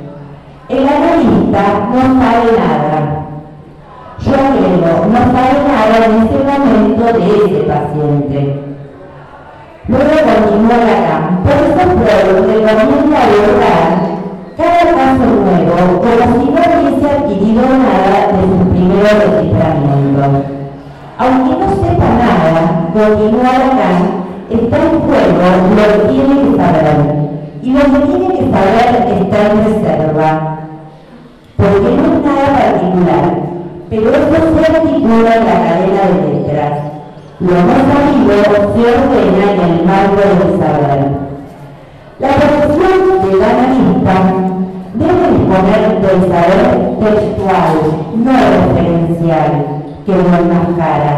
Es desde el saber textual el campo en el que se discierne a quién admitir para su estudio, campo que se constituye, subraya Lacan, como un plan de nuestra selección. Entonces, el diagnóstico referido no al saber referencial, fenomenológico y clasificatorio de la psiquiatría que afirma el ser del sujeto de una etiqueta al desembocar en cuadros nosotróficos, sino que me refiero a su saber está en reserva al descifrar en el texto del paciente. El saber textual que se desprende de la particularidad de cómo se va produciendo la transferencia, que nos permite poner a prueba las posibilidades metafóricas de un sujeto, la posibilidad de lectura a partir de la intervención del analista, la sesión libidinal y transferencia libidinal sobre la persona del médico, es decir, la posición de un sujeto en la estructura y la relación del sujeto con lo real. Entiendo entonces que ese ensayo de prueba en la enseñanza de Freud nos permite pensar la posibilidad de un diagnóstico como diagnóstico de estructura, que opera como marco en la entrevista y la posibilidad de una cura, como un instrumento que nos permite tomar los recaudos necesarios, cautela, que no es inhibición, lo que es afín a la enseñanza de Lacan respecto a poder situar ciertos elementos de la psicosis a fin de no desencadenarla. Porque una cosa es cuando escuchamos al inconsciente que se articula como retorno de lo reprimido, cualquier información del inconsciente, un síntoma, un chiste. Pero otra cosa es, porque ahí la intervención de las entrevistas preliminares podría apuntar a la división subjetiva, a la multiplicidad del sentido. Ahora bien, este discurso puede reaparecer en lo real, excluido y no asumido por el sujeto cuyo testimonio es el delirio. Pero también en la práctica analítica nos encontramos con fenómenos que se suelen presentar de manera imprecisa y abordarlos implica interrogarlos o fenómenos que pueden estar presentes en cualquiera de las estructuras. Con respecto a esta modalidad y como consecuencia de su dificultad diagnóstica, quería trabajar con ustedes una viñeta clínica. Es una entrevista, el extracto de una entrevista. Es el caso de Cecilia, quien luego de un tiempo breve de trabajo, 3 o 4 entrevistas en el medio, estuvo el periodo de mis vacaciones y el retorno. En esa entrevista dice: destrabé algo, destapé algo que estaba tapado, yo lo soñé, yo lo recordé, tengo la certeza de que eso pasó. Yo lo soñé, lo escribí en mi iPad y cuando lo leí lo recordé. Cuando era chica, el marido de mi mamá me tocaba, cuando él me bañaba, cuando dormía y también me apoyaba. Yo no sé si voy a poder con esto. Este sueño, recuerdo, lo desencadena un suceso que ella vive con sus compañeros de trabajo. Sus compañeros la chocan con sus piernas en las piernas de ella y ella choca con la rodilla. Luego dice: se lo conté a mis amigas, me dijeron, no lo podemos creer, necesito que alguien me crea. En primer lugar, lo que en el discurso se presenta es un índice de transferencia, de la estructura de la transferencia, porque me lo dice a mí. Ella necesita que le crean, y para poder hablar, esa posibilidad la da un vacío de los significantes. Ahora bien, el hecho de que haya un índice no quiere decir que la transferencia se instale. Luego de que ella relatara el sueño del recuerdo y el suceso que lo desencadenó, después, a cargo de esa entrevista, me pregunté de qué se trata este sueño que escribe, lee, transforma en un recuerdo. ¿Qué es esa construcción que desencadena un choque de cuerpos? Me refiero al momento en que sus compañeros la chocan. Porque no se trata en el texto del sueño de un resto diurno que causa el recuerdo por vía asociativa o un recuerdo curtidor, sino que el sueño es idéntico al recuerdo. Ella dice: tengo la certeza de que eso sucedió. Lo que sucedió es un choque de cuerpos, pero su decir cierra la posibilidad de abrir cualquier tipo de asociación. Al realizar esta transformación, me pregunté si podría tratarse de un neologismo que nos advierte del delirio de la psicosis. El neologismo es una palabra creada en la que la significación remite a sí misma, persiste irreductible, significa algo inefable. Se trata de palabras plenas, originales y claves que con un énfasis especial, subraya Lacan, una densidad que se manifiesta en la forma misma del significante y que le da ese carácter neurológico que impacta en las producciones delirantes de la paranoia. Lacan en el 19 distingue dos tipos de formas que crean el neurologismo. La intuición delirante es un fenómeno pleno que tiene para el sujeto un carácter inundante que lo colma, y la fórmula, que es la forma que adquiere la significación cuando ya no remite a nada. Es la fórmula que se repite y se reitera con insistencia estereotipada. Ambas formas, subraya Lacan, detienen la significación, característica estructural que en el abordaje clínico permite reconocer la lógica del delirio. En el fragmento clínico, el sueño es recuerdo, pero no adquiere la creación de una nueva palabra. Entonces, se abrió un interrogante. Sí, este fenómeno del lenguaje, como también lo llamé, podría tratarse de un equivalente a una construcción neológica sin que haya palabra creada que adquiera la forma de la intuición delirante. Leemos en el texto discursivo de Cecilia que la significación de la soldadura de dos palabras tiene para ella un carácter que la colma, es decir, tiene la certeza de que el sueño recuerdo ocurrió. Allí se detiene la significación. El padrastro la tocó, la apoyó. Entonces, esta teorización me llevó a preguntarme cómo se produce ese equivalente a una construcción neológica.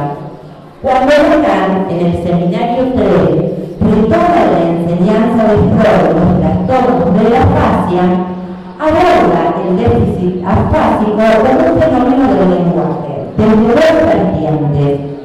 La primera es la disolución del vínculo de la significación intencional con el aparato significante, en la que el sujeto queda al margen de lo que quiere decir. La segunda es la disolución del vínculo interno al significante, y acá Lacan señala la importancia en la oposición entre dos clases de vínculos, ambos internos al significante. El primero es el vínculo proposicional, fundamento del vínculo preposicional que a nivel gramatical instaura la coexistencia sincrónica de los términos. Se trata de las relaciones de continuidad y articulación significante, la metonimia. Este vínculo se distingue del vínculo de la metáfora, voy a sintetizar. Bueno, el funcionamiento de la estructura significante implica la articulación predicativa, es decir, la distancia mantenida entre el sujeto y sus atributos. El sujeto está presente en la cadena metonímica y es diferente de sus cualidades, lo que posibilita extraer la dimensión metafórica del símbolo, que se expresa en la metáfora por su similitud. Entonces, una representación, dice Lacan, lo que da a una palabra su virtud metafórica es su colocación en posición de sujeto en el lugar de la proposición ausente, de la representación ausente. Entonces, una representación podrá identificarse en la frase como la representación faltante por su similitud de posición. Así la metáfora podrá posarse sobre la metonimia, colocarse en el punto preciso donde el sentido se produce en el sinsentido y dar lugar a la palabra frase ingeniosa. Ahora bien, el sueño recuerdo revela la disolución interna del vínculo significante. Al ser el equivalente a una construcción neológica, se produce bajo la dimensión metonímica que la interrumpe la dimensión de la significación. Cecilia destraba algo. ¿Y qué destapa? Destapa aquello que está detrás del sueño recuerdo. La diche, lo que Lacan, remitiéndose a Aristóteles, traduce como el encuentro con lo real.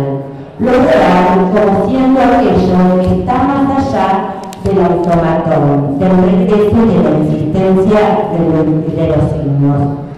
Lo real es lo imposible, lo que vuelve siempre al mismo lugar, y en el caso que trabajamos, el encuentro con lo real lo produce en la víspera el choque de cuerpos que da lugar al sueño recuerdo. Así, el sueño recuerdo deviene certeza de lo sucedido, al modo siempre fallido de la identidad de percepción, una alucinación.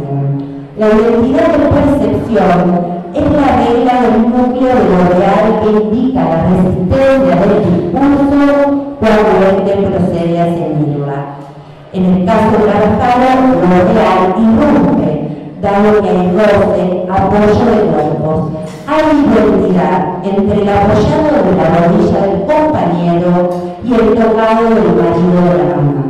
Ese choque-toque que resiste a entrar en la asociación significante es ese núcleo de lo real, dado que el choque vuelve al mismo lugar, toque, resiste al recurso, porque intenta elaborar la guía del sueño y no lo logra, por eso causa el trauma. Esta escena interrumpe con un episodio rechazado lo simbólico, un encuentro con lo real que es retorno de lo propulsivo nivel de la identidad de percepción.